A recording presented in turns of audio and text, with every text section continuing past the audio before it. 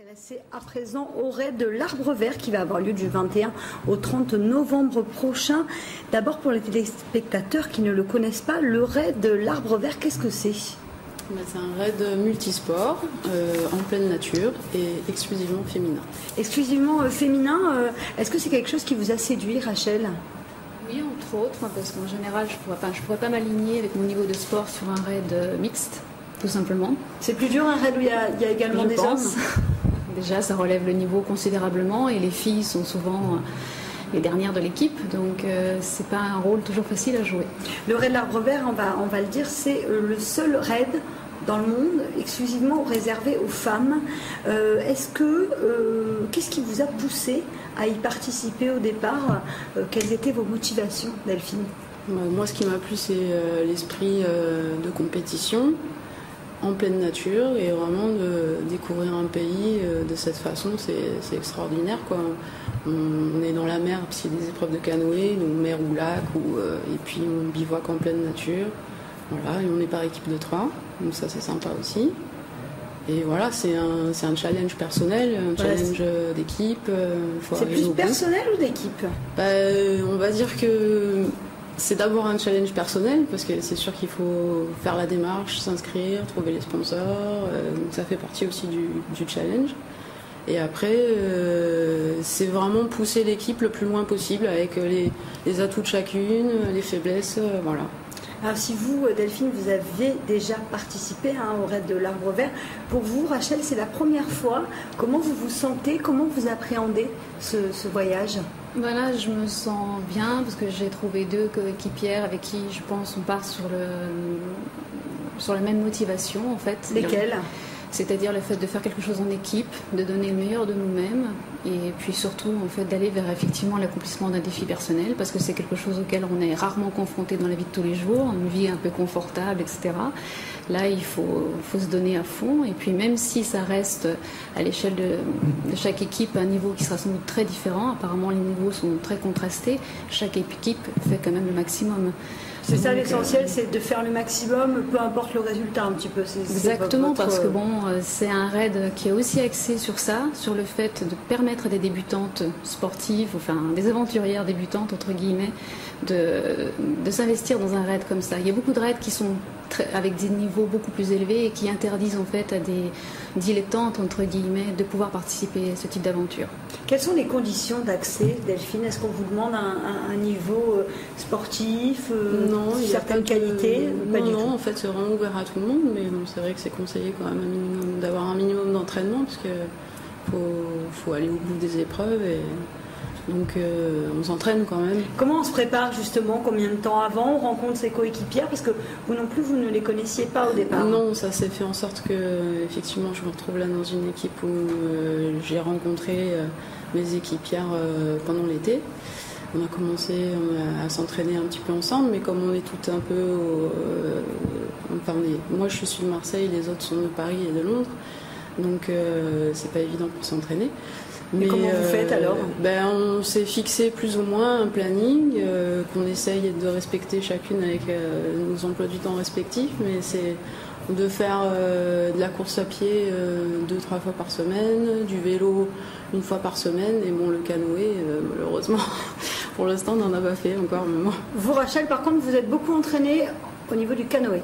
Alors, ce qu'on a privilégié au niveau de l'équipe à 3, c'est effectivement le canoë. Pourquoi? Puisqu'en fait, c'est le seul moyen de s'entraîner toutes les 3, et il faut c'est la seule épreuve en fait qui requiert vraiment, puisqu'on a canoë, VTT et course à pied, de s'entraîner les 3 ensemble. Il faut qu'on puisse être une équipe qui ait des rôles bien définis. Le canoë, en fait, ça a l'air simple comme ça, mais quand il s'agit d'aller droit, c'est pas toujours si facile. Surtout pour des débutantes en canoë. Donc en fait, vous êtes débutante, vous n'avez pas l'air vraiment très sportive. Est-ce que je me trompe, Rachel? Ah bah vous vous trompez.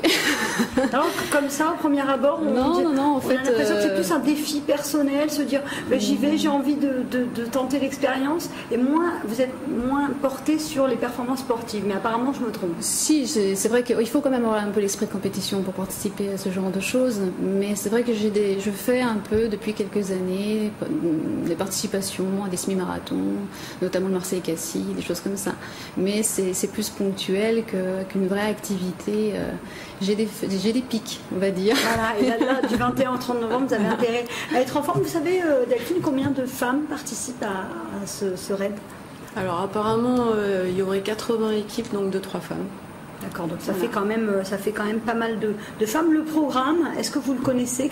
Concrètement, qu'est-ce qui vous attend sur place? Alors je crois que Rachel est plus au fait que moi. Dites-nous, Rachel, le programme de ce raid du 21 au 30 novembre en Guyane. On a eu les épreuves assez tôt en fait, puis après elles ont été modifiées. On a les distances depuis peu de temps, donc on va avoir par exemple des trails, on en a 2.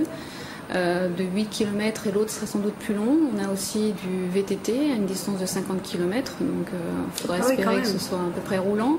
Et puis c'est surtout le canoë qui doit faire la différence parce qu'on a 3 épreuves de canoë avec avant intégration de course à pied qui font en fait que les équipes arrivent sur l'eau dans l'ordre d'arrivée à la course à pied. Donc le canoë est très important. Très important. Quel est l'enjeu, Delphine? Est-ce qu'il y a un enjeu? Est-ce qu'il y a quelque chose à gagner? Non, juste se faire plaisir et aller au bout. Voilà, c'est vraiment juste profiter. Profiter d'une belle aventure humaine, j'imagine. Vous allez toutes vous retrouver, vous ne vous connaissez pas. Sur le plan personnel, ça doit quand même être fantastique de partir à l'autre bout du monde et de rencontrer des femmes qu'on ne connaît pas. Ah oui, c'est fantastique. En plus, il y a vraiment une ambiance particulière entre femmes dans la compétition. Elle est bonne? Oui, il y a une très très bonne ambiance et il y a... je me souviens que l'an dernier, certains organisateurs étaient un peu... hébétés parce que dans certaines épreuves, il y a une telle solidarité entre les équipes même que ils n'en revenaient pas parce que la compétition passe peut-être certaines fois un peu après la solidarité. Ça vous rassure? Tout à fait. Rachel, voilà, vous avez rassuré Rachel. Ça vous rassure justement qu'il y ait cet état d'esprit? Moi, c'est exactement une des principales raisons qui font que je participe à ce genre d'épreuves, parce que j'ai déjà participé à des épreuves en individuel et justement je suis un peu à la recherche dans le cadre de la découverte du pays, parce que c'est ça qui est aussi important, de participer à une aventure en équipe. Alors, le financement, c'est une question que je me pose. J'imagine que ça doit coûter cher. D'abord, Delphine, combien ça coûte? Donc c'est environ 9 800 € par équipe. Donc c'est tout compris par contre. D'accord. Vraiment les transports, l'hébergement, le prêt du matériel. Tout est compris, d'accord. Ouais. Et après, comment on trouve cet argent? C'est le personnel? Est-ce que c'est des sponsors? Avant tout, on essaye de faire financer ça par des sponsors. Et puis, en dernier recours, on met la main à la poche, bien sûr. Et comment ça s'est passé pour vous, mesdames? Rachel? Alors, nous, on a eu la chance, en fait, d'avoir une reconduction des sponsors de l'équipe de l'année dernière. C'est l'ACEF, en fait, l'association pour le crédit des fonctionnaires, qui est une association qui mise en fait sur l'aide aux fonctionnaires dans le cadre de leur projet et qui aussi a des actions solidaires. Et pour vous, Delphine, pour terminer rapidement? Pour nous, donc, on a eu Astéry, qui c'est une société de luminaires, MK3, Insight et puis plein d'autres, une douzaine.